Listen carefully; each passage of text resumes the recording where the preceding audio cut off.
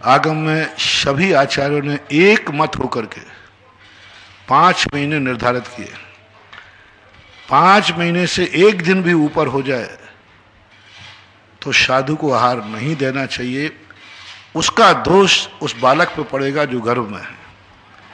माँ उस बालक के साथ बहुत बड़ा अन्याय कर रही है, उस बालक के साथ अमंगल कर रही है। आगम की आज्ञा का उल्लंघन करोगे तो बालक उद्दंड होगा, स्वच्छंदवादी होगा, वो धर्म कर्म के नियमों को नहीं मानेगा। वो जन्म होने के बाद कहेगा क्या नियम है, क्या नियम, कोई नियम नहीं होते, कोई सूतक पातक नहीं होता है, कोई कानून नहीं होता, हम जो करेंगे वही कानून है। ऐसी उद्दंडता है, वो माँ बाप को भी नहीं मानेगा। तो सबसे बड़ा दुष्प्रभाव तो उस बच्चे पर पड़ेगा।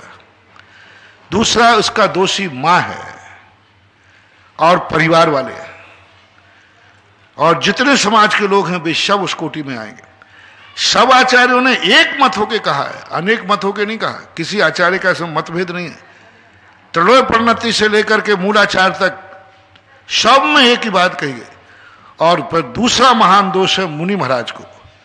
यदि मुनिराज किसी राग बस, मोह बस, किसी बस के कारण से जानते हुए भी, हाँ अनजाने का कोई दोष नहीं है, मालूम ही नहीं है उनको तो क्या करेंगे। यदि मालूम है कि इसके 5 महीने से ऊपर है, फिर यदि कोई साधु आहार लेता है, मुनि महाराज एलक शुल्लक कारिकाएं, तो ये महान दोष के भागीदार हैं।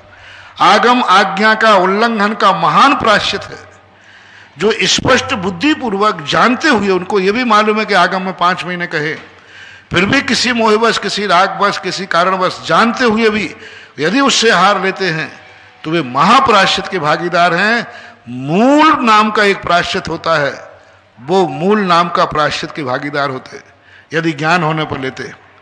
और अनजाने में कोई देता है तो महाराज का कोई दोष नहीं है, वो आपका दोष है। मेरा आप लोगों से कहना है, आप अच्छे के लिए कर रहे होंगे लेकिन आपका बुरा होगा। आप अच्छे के लिए कर रहे होंगे, समझता है महाराज को आहार देंगे तो अच्छा काम होगा, नहीं, आप बहुत बड़ी भूल कर रहे हो। ये चिंता आचार्यों को होना चाहिए थी, आगम को होना चाहिए। आगम ने जिस चीज के लिए मना किया है, सोचना चाहिए उसमें आपका ही हित है। आगम की आज्ञा का उल्लंघन कदापि नहीं करना। यदि किसी ने दिया किया हो तो उसको प्रायश्चित ले लेना चाहिए, और प्रायश्चित देकर के भविष्य में दूसरों के लिए कहना चाहिए। नहीं, आप पूजा कर सकते हैं, पूजा करने में कोई बाधा नहीं, मंदिर में पूजा करिए, विधान करिए, इसमें कोई बाधा नहीं। मात्र आहार के लिए निषेध किया है।